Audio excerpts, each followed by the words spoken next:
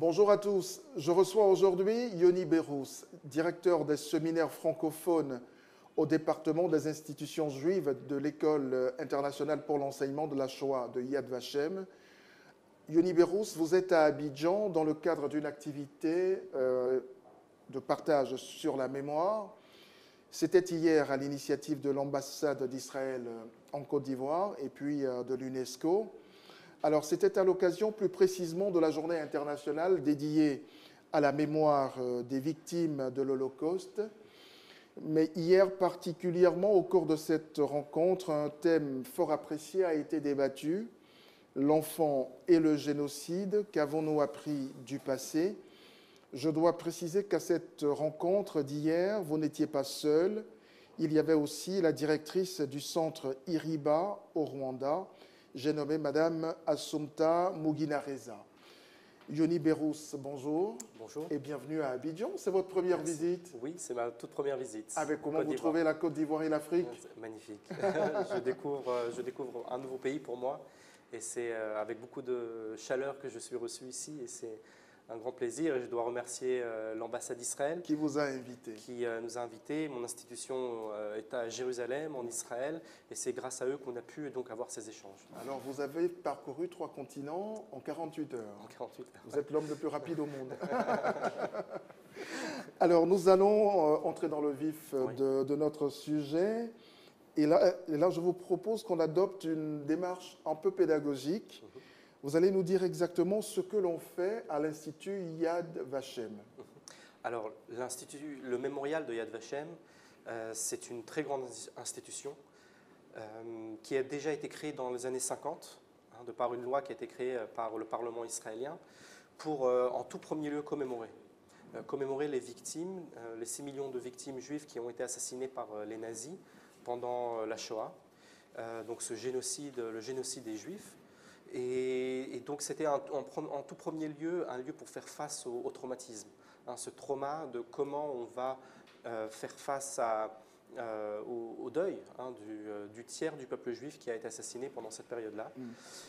Et ensuite aussi d'autres questions se sont posées, donc la mémoire, aussi la recherche, la documentation, la recherche des noms des personnes qui ont été assassinées, et aussi essayer de reconnaître les personnes qui ont sauvé les Juifs. Aussi, c'est un aspect central, crucial en tout cas du travail de notre institution.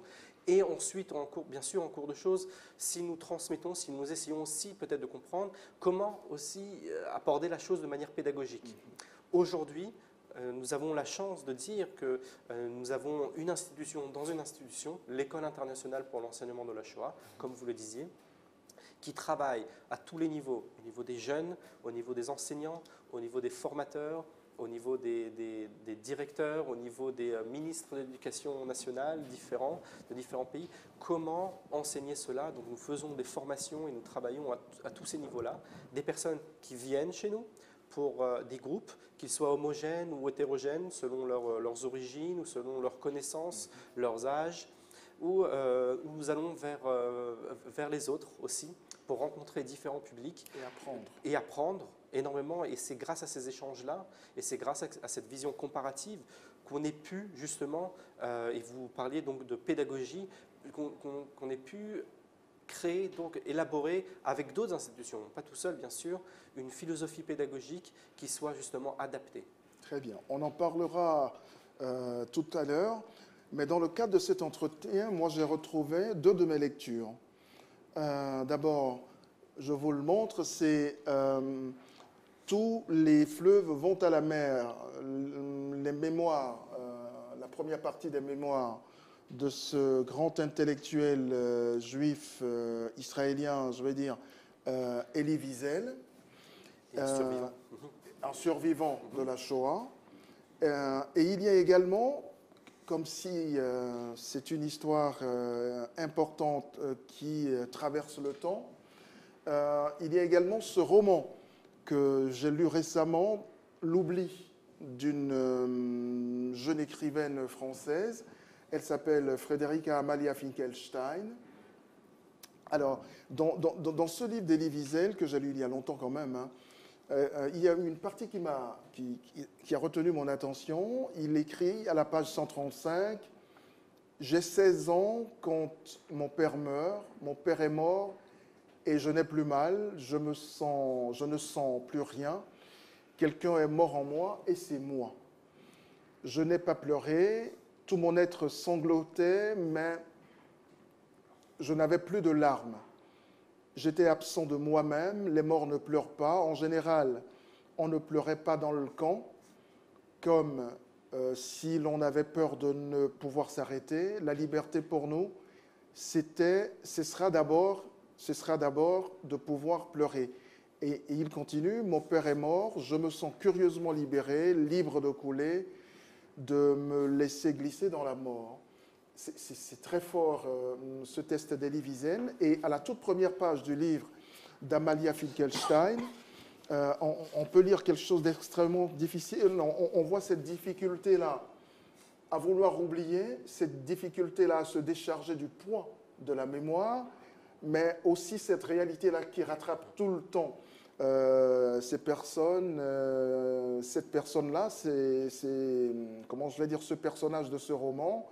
Amalia Finkelstein écrit « Extermination des Juifs, point. Je ne vais pas rentrer dans les détails, point.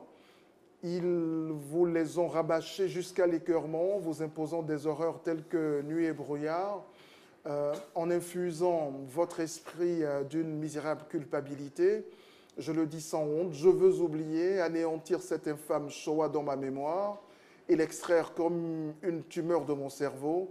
Je veux que le gouffre de l'histoire l'ensevelisse à jamais. Je continue d'espérer que les morts me laissent tranquille, mais il n'en est rien. » Et ma première question, elle est celle-ci. Le travail de mémoire, comment l'aborde-t-on en tant que chercheur et comment l'aborde-t-on quand un peuple a connu un tel désastre? Vous soulevez ici deux sujets centraux, en tout cas, auxquels nous faisons face à Yad Vashem. Et merci en tout cas pour avoir justement fait ce choix de ces textes, parce qu'ils reflètent exactement en tout cas nos défis. Le texte que vous venez de lire de Elie Wiesel montre à quel point justement ce paradoxe, parce que c'est un sujet qui traumatise, c'est un sujet qui fait violence à la personne lorsqu'on est introduit à ce sujet-là. C'est un trou noir qui est créé dans l'humanité, on sait qu'il ne sera pas recomblé. C'est une perte pour toute l'humanité, c'est une perte pour le peuple juif et pour l'humanité. Et on peut en sortir avec malheureusement un grand message de désespoir. Hier, justement, vous étiez présent à cette rencontre et une éducatrice s'est levée pour faire part justement de son inquiétude, de sa douleur, de son inquiétude vis-à-vis de mais est-ce qu'on a les outils pour pouvoir y faire face? Et ce deuxième texte que vous venez aussi de lire de Mademoiselle Finkelstein montre aussi quels peuvent être les dangers d'une transmission qui ne serait pas justement adéquate. D'où la pédagogie. D'où la pédagogie. Il peut y avoir, oui, un rejet. C'est quelque chose... je viens d'Israël, nous connaissons un petit peu la réalité en Israël. La Shoah fait partie intégrante de la société israélienne. Nous avons des commémorations nationales où tout le pays s'arrête pendant une journée et tout le monde s'arrête, des personnes qui ont la capacité de pouvoir s'arrêter et de réfléchir sur ce sujet-là, d'avoir une réflexion, mais aussi des personnes qui en ont moins la capacité, des jeunes gens. C'est à nous, en tout cas, les nouvelles générations, à avoir une réflexion là-dessus, une réflexion profonde, un débat, une réflexion là-dessus, parce que nous pouvons aussi, d'une manière, nous créons ensemble la manière dont nous avons un regard sur le passé. Et quand un passé comme celui-ci est si brûlant, si traumatisant, des réactions comme celle de Madame Finkelstein peuvent être tout à fait compréhensibles. C'est quelque chose que nous avons à chaque formation. À chaque rencontre, nous avons toujours des personnes qui viennent de tout âge, qu'ils soient jeunes ou plus âgés, avec cette problématique de comment est-ce que je peux déjà, à la base, comment appréhender ce sujet-là, alors que j'ai déjà un rejet en moi. Et on parlait tout à l'heure de la commémoration. Je voudrais savoir, est-ce que la commémoration n'a pas quelque chose de folklorique? Sinon, en quoi libère-t-elle du poids de la mémoire de la Shoah, par exemple? Oui, j'utiliserai plus le terme de folklorique. Ça peut être un rituel, la commémoration. C'est quelque chose qui peut devenir malheureusement aussi une routine. Et j'utiliserai aussi le terme, à partir du moment où ça devient une routine, ça peut être déresponsabilisant. C'est ce que j'essayais aussi. C'est pour la première fois que en tout cas, l'ambassade d'Israël a créé un événement comme celui-ci. On voit que c'est utile. Et on le voit que c'est utile, mais mon message à moi, pour venir d'Israël, c'était aussi de venir avec en essayant d'apporter aussi certains points qui peuvent être des dangers. De ne pas dire qu'à partir du moment où on a fait une commémoration, c'est bon, on s'en reste là. Voilà. C'est pas évident. C'est un travail, c'est un processus. Et pour cela, encore une fois, donner une explication à un terme qui est beaucoup utilisé dans le monde francophone, le devoir de mémoire. Et ce devoir de mémoire, et d'ailleurs, cette personne qui se trouvait avec moi hier, cette survivante du génocide du Rwanda, qui va aussi le dire de son point de vue. On va l'écouter tout à l'heure. On l'écoutera, oui. qui le dit, il y a un danger. Et là, on peut voir justement ces effets. On peut comparer ces deux génocides avec ces mêmes effets qu'il va y avoir ensuite. Et avant tout, de ne pas, encore une fois, se limiter à cela. Et c'est pour cela que nous travaillons dans l'éducation, avec toute une philosophie qui puisse apporter un langage, des mots et toute la difficulté dont Elie Wiesel parle à trouver ce langage. Parce que le langage a fait défaut pendant la Shoah et après pour pouvoir l'expliquer, pour pouvoir transmettre quelque chose avec un sens. Et donc, et parlant de ça, il dit, Elie Wiesel dit exactement ceci, pour aborder dans le même sens que vous. C'est moi qui le paraphrase, hein. C'est lui qui le dit et je le répète. Oui, moi je le reprends là. Il dit quelque chose qui vous rejoint d'ailleurs, et de l'idéal humain là-dedans. Et ce qu'on nomme la beauté de l'innocence et le poids de la justice et Dieu là-dedans. Ce sont des questions qu'il pose. Je ne comprenais pas, or je voulais comprendre. Interrogez chaque survivant, il vous le confirmera. Avant tout, et plus que tout, nous voulions comprendre. Pourquoi tous ces morts? À quoi cette usine de morts rimait-elle? Comment expliquer le cerveau démon qui avait inventé ce trou noir de l'histoire nommé Birkenau? Peut-être n'y avait-il rien à comprendre. Il y a une sorte d'impuissance à aller au-delà de cette dure réalité, mais en même temps, il faut y aller. En même temps, on est poussé, on ne peut pas ne pas se poser cette question. Ça a été une telle violence vis-à-vis de l'être humain et de l'idée que l'être humain avait de lui-même. C'est ça aussi. Ça a été, je citerai aussi le philosophe Jean-François Léotard qui disait aussi, la Shoah a été un tremblement de terre dans lequel non seulement des personnes ont pu mourir, ont pu être assassinés, mais aussi qui a détruit les outils avec lesquels nous avions, en tout cas, l'habitude de nous penser en tant qu'être humain. C'est ça ce qui fait. C'est la déshumanisation de l'être, en fait. De l'être, une réflexion, c'est une cassure dans l'être, dans la pensée, dans toute la philosophie, dans l'éducation aussi occidentale sur laquelle nous pensions avoir de solides bases. Et c'est toute une réflexion qui doit se faire. C'est pour cela que pour nous, au niveau pédagogique, avant d'aller de l'avant, il faut prendre beaucoup de pas en arrière pour essayer de repenser en tout cas ce qui était pour nous des acquis et essayer justement d'apporter quelque chose qui soit non seulement scientifique, parce que connaître les choses telles qu'elles étaient, comment, avec ce travail d'historien, mais aussi d'apporter la voix du témoin. Je pense aussi Elie Wiesel apporte, il parle, il met les contours autour de ces questions qui sont primordiales, mais il parle justement, et la voix du témoin ici est très importante. Alors, est-ce qu'il y a une tyrannie de la mémoire, du devoir de mémoire? Il peut y avoir une tyrannie de la mémoire, et ça c'est très important. Toute la question est comment on fait les choses. À partir du moment tout est dans la manière. Tout est dans la manière.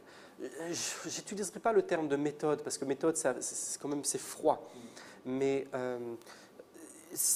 La manière, oui, dont nous, en tout cas, nous travaillons ce sujet-là avec les personnes qui viennent avec nous et on travaille ensemble, justement. C'est un échange à chaque fois. Nous mettons beaucoup l'accent, encore une fois, sur l'aspect humain, de mettre l'être humain au centre de cette histoire-là, de rencontrer l'histoire de ces gens-là avant qu'ils ne viennent des victimes, justement pour ne pas répéter ces mêmes réactions que, par exemple, cette femme, Ruth Kluger, cette survivante, a pu ressentir, elle a pu avoir. Elle veut vivre.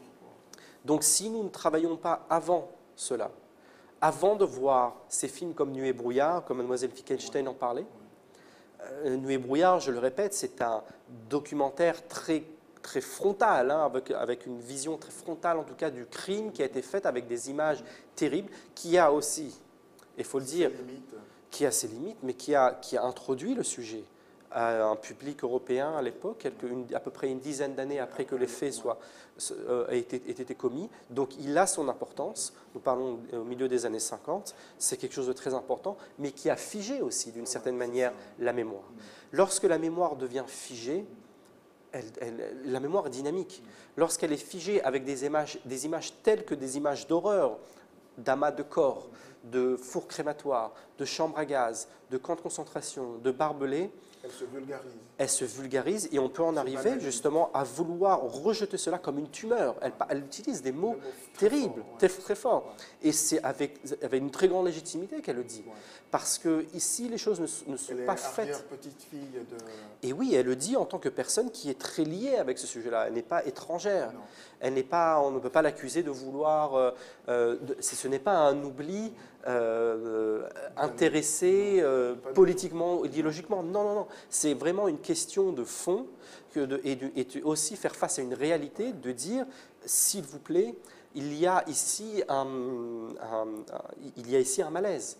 Et nous travaillons avec des gens qui viennent avec nous, qui viennent vers nous ensuite, après avoir fait un travail d'une semaine, d'une dizaine de jours de recherche, de pédagogie, au niveau artistique, de pensée, au niveau théologique, tout ce qui a été dit, tout ce que vous avez dit tout à l'heure, au niveau sociologique, lorsque ces questions sont abordées, et ça c'est très important, lorsqu'on s'arrête sur les questions qui pour nous sont peut-être plus importantes, en tout cas au niveau pédagogique, que celles des historiens. Lorsque pour nous on va s'arrêter sur la manière dont les Juifs ont essayé de survivre, et non pas de quelle manière on a essayé de les assassiner et d'essayer de rentrer dans tous les détails, le message est un message de vie. Et ça, c'est très important. Le message n'est pas un message de mort et de désespoir. Oui, les historiens doivent rentrer dans tous les détails les plus précis possibles sur la manière dont les nazis ont assassiné les Juifs. Il y a des personnes qui attendent au tournant pour nier le génocide. On peut le voir dans le génocide des Juifs, la Shoah, on peut le voir sur le génocide du Rwanda ou dans d'autres génocides. C'est un phénomène, ça existe. Et il faut le connaître. Donc il faut qu'il y ait des personnes qui ont la capacité de le faire. Et là, c'est quelque chose de très difficile de rentrer dans cela. Mais lorsqu'on parle à des enfants, lorsqu'on parle à des jeunes, c'est peut-être pas lorsqu'ils sont plus grands, on pourra attendre. Ils pourront eux-mêmes aller, s'ils se sentent assez forts, de se faire leur propre opinion et de peut-être pas une opinion, mais en tout cas, s'ils veulent connaître beaucoup plus les choses dans leurs détails. Approfondir leur... Mais pour nous, ce qu'il faut approfondir, c'est sur quelles ont été les sources de vie pendant cette période-là. Si on ne s'arrête pas sur de voir comment l'humour a été une source de résistance, comment les traditions ont été une source de résistance. Là, on peut se poser des questions, mais... La foi aussi. La foi, exactement. La foi, l'art, la pensée, toutes ces choses-là, comment elles ont pu justement apporter des sources, en tout cas de résistance à l'intérieur de l'être, pour faire face justement à la déshumanisation que les nazis ont fait. Là, les élèves, là, les jeunes trouvent un sens à cela et ne sont pas confrontés fois après fois, encore une fois, à quelque chose qui les violente, qui les violence et qui leur fait violence justement sur leur esprit. On peut, oui, apporter une pédagogie qui n'est pas aussi traumatisante. Vous savez, c'est toute la problématique. D'un côté, vous l'avez dit, il y a cet impératif d'enseigner. D'un autre côté, c'est un sujet qui traumatise. C'est un paradoxe pour le pédagogue. Voilà. Alors, on va y revenir tout à l'heure et parlons des jeunes. À cette rencontre d'hier, cette rencontre de la mémoire. Nous avons demandé à quelques jeunes, ils ne sont pas très nombreux, on leur a demandé ce qu'ils ont retenu de tout ce qui a été dit. Le sujet sur l'Holocauste, c'est-à-dire l'extermination d'un peuple ou même de certains peuples dans le monde, est un sujet qui touche beaucoup de personnes. Vu l'intérêt qui a ressurgi de cet entretien, nous avons remarqué que beaucoup de personnes étaient beaucoup touchées par le message. Et si ce genre d'entretien, ce genre de choses sont reproduites beaucoup plus souvent, je pense que ça pourra arriver à faire taire ces idéologies négatives pour la race humaine. Il faudrait que l'on fasse la paix, en tout cas, que nous prônons, si on veut bien voir la paix dans le monde, que nous soyons sages et que tout soit bien, quoi. Comment on transmet cette mémoire-là? On en parlait un tout petit peu. Est-ce que la pédagogie de la mémoire doit être formalisée? Non. Déjà, on peut vous le dire, on ne peut pas créer un fascicule sur comment enseigner la Shoah et le distribuer dans toutes les écoles du monde entier. Non, ce n'est pas possible. En même temps, Yad Vashem, c'est un institut. C'est un institut, justement. Il faut trouver justement le bon équilibre. Il faut qu'il y ait des personnes qui soient des professionnels, qui connaissent l'histoire, qui connaissent la pédagogie, qui connaissent la psychologie, qui connaissent des sociologues, des artistes aussi, qui puissent travailler dans un lieu physique, qui se retrouvent pour justement penser à ces questions-là. Ensuite, maintenant, qu'est-ce qui va en ressortir et comment nous allons le transmettre? Ça, il faut l'adapter. On ne peut pas l'adapter et nous travaillons avec des milieux différents, que ce soit bien sûr en Israël, en Europe, en Amérique du Nord, en Amérique du Sud, en Asie aussi. Ce que nous faisons, c'est nous essayons déjà de partager l'expérience que nous avons en Israël, de montrer un petit peu le matériel pédagogique, la philosophie pédagogique que nous avons et comment l'adapter avec le milieu très particulier dans lequel les enseignants, les éducateurs, les artistes, les journalistes vont ensuite retrouver dans leur milieu. Donc ce n'est pas quelque chose qui peut être donné comme cela, formalisé. C'est quelque chose qui doit être pensé. C'est une question humaine, donc elle est plurielle et elle doit être adaptée. Alors, à cette rencontre, on en parlait un peu tout à l'heure, vous en parliez un peu tout à l'heure, on a surtout partagé. Et si en Côte d'Ivoire, on n'a pas connu le génocide, au Rwanda, oui, ce fut le cas. Je vais vous proposer d'écouter Madame Assumpta Muginareza, la directrice du centre Iriba, que l'ambassade d'Israël en Côte d'Ivoire a également invité hier. Elle revient justement sur l'importance de cette journée et sur la nécessité pour les jeunes d'être intéressés à cette transmission de la mémoire. Et puis il y a également l'ambassadeur d'Israël en Côte d'Ivoire qui revient sur la nécessité pour les autres pays, les autres États, de comprendre que cette barbarie-là peut surgir de n'importe où et n'importe où. Je vous propose d'écouter ces deux extraits et on va reprendre le cours normal de notre entretien tout de suite. Cette journée en soi est d'une grande importance pour le monde, pour mon pays, le Rwanda, mais l'importance devient plus accentuée quand on décide de nous rassembler en Côte d'Ivoire. Quand je dis nous rassembler, ce n'est pas seulement les Ivoiriens, c'est aussi Israël qui a témoigné de son implication ici. C'est aussi toutes ces organisations onusiennes et autres qui sont ici et ma petite personne qui vient du Rwanda. Pourquoi? Parce que se souvenir, c'est vain. Quand on se souvient sans penser au présent, sans penser à l'avenir. Et Dieu sait qu'en Côte d'Ivoire, le sens de l'avenir, le sens du présent, nous incombe à tous parce que ce n'est pas encore loin ce qu'on sait et on voudrait que ce soit loin ce qui nous a fait peur et que ça s'éloigne.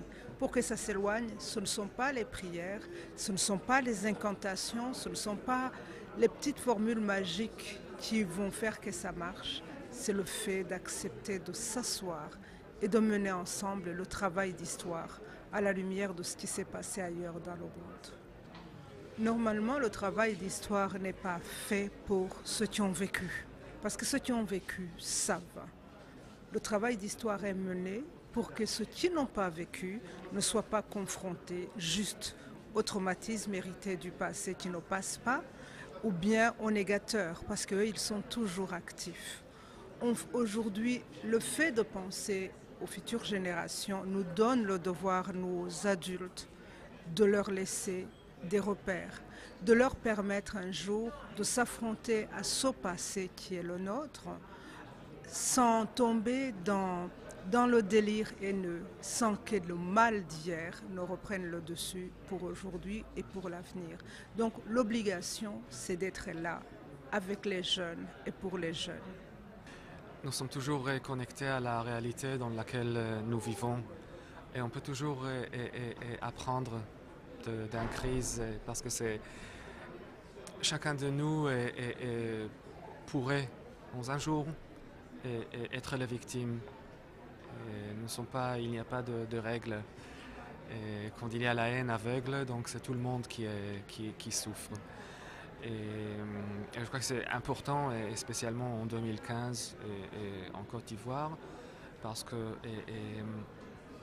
il y a eu de cas tristes au passé, et il y a une histoire de violence. Et je voudrais compter et je compte sur les Ivoiriens et les autorités de la Côte d'Ivoire de faire tous pour que les événements de l'histoire de la Côte d'Ivoire ne se répètent pas en 2015 parce qu'on pourrait avoir toujours des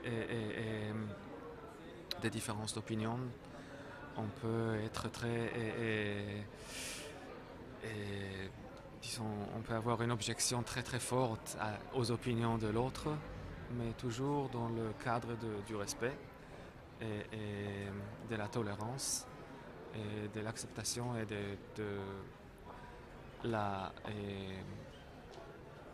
du respect aux droits de l'homme.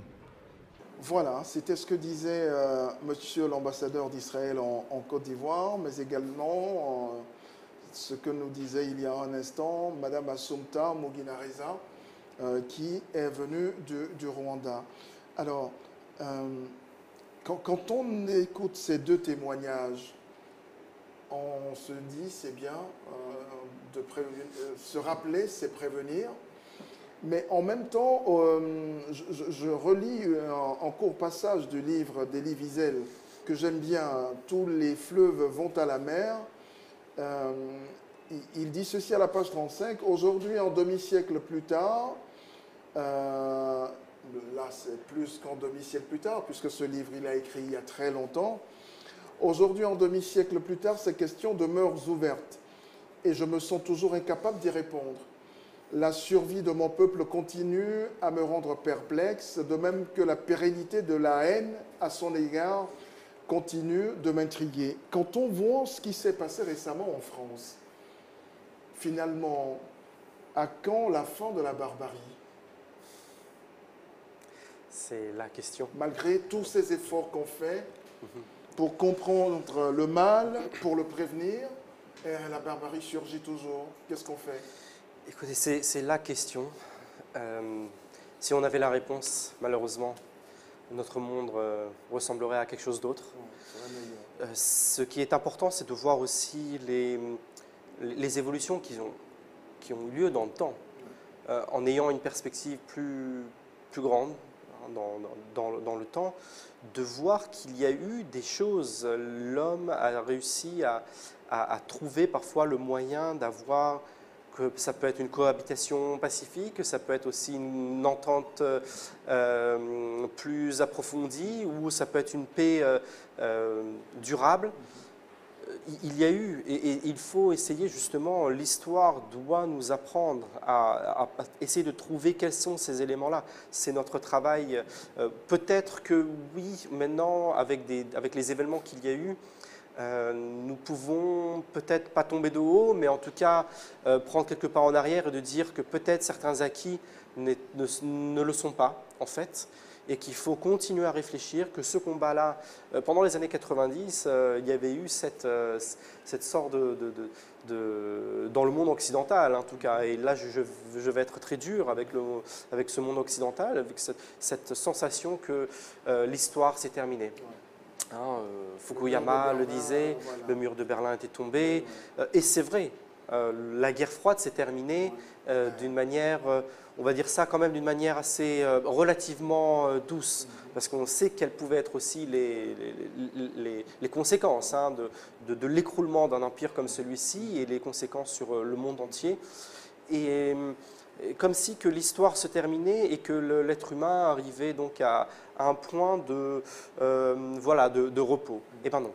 Maintenant, on le sait que les choses ne sont pas, et ça nous demande, elles ne sont pas. En Afrique, bien sûr, avec le génocide au Rwanda, la réalité était justement rappelée aux gens qu'on n'est pas du tout à ce niveau-là. Mais et là, peut-être, c'est une question qui est devenue, et c'était très intéressant de voir la question justement autour des événements qu'il y a eu en France, à Paris, parce que c'est quelque chose aussi d'universel, qui rassemble.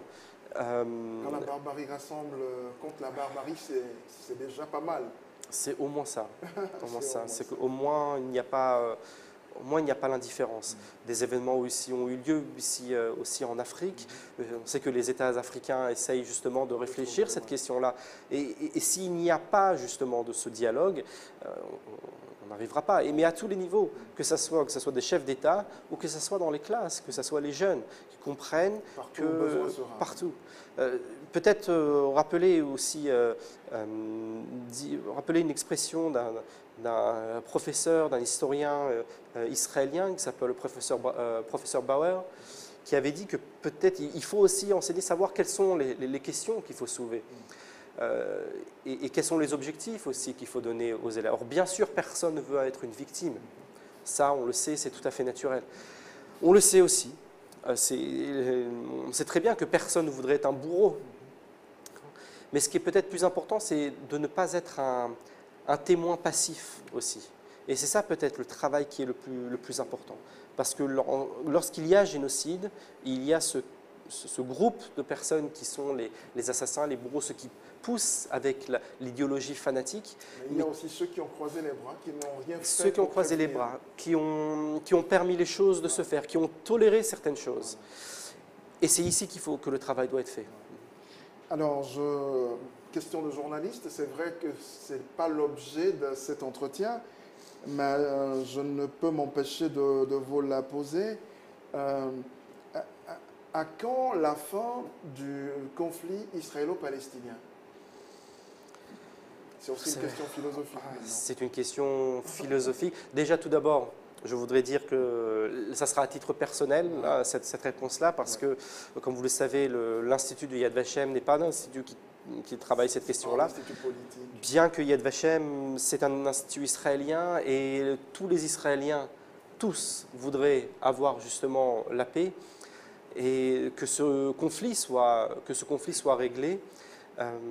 Et c'est cette situation très difficile qui apporte aussi beaucoup d'Israéliens sont dans le désespoir, malheureusement aussi, d'essayer de voir est-ce qu'il peut y avoir de la lumière au fond de ce tunnel. C'est un très long conflit qui a commencé même avant la création de l'État d'Israël, avec aussi bien sûr quelque chose qui est une autre problématique, justement, parce que le peuple juif est aussi confronté à l'antisémitisme qui perdure, qui n'est pas le même que celui de l'idéologie nazie, mais qui change de figure, qui change de méthode, avec parfois, il faut le dire, un message génocidaire aussi, il faut le dire, et ça complique les choses. Lorsqu'un peuple est en conflit avec un autre et qu'il y a aussi des messages qui sont véhiculés à différents niveaux, qu'il a le droit de se défendre, ça n'arrange pas. Ça n'arrange pas et bien sûr. Il faut espérer que ça s'arrange. Il ne faut pas baisser les bras, et il faut espérer. À partir du moment où on arrête d'espérer, On n'existe plus. Yoni Berrousse, merci infiniment d'être passé par chez nous.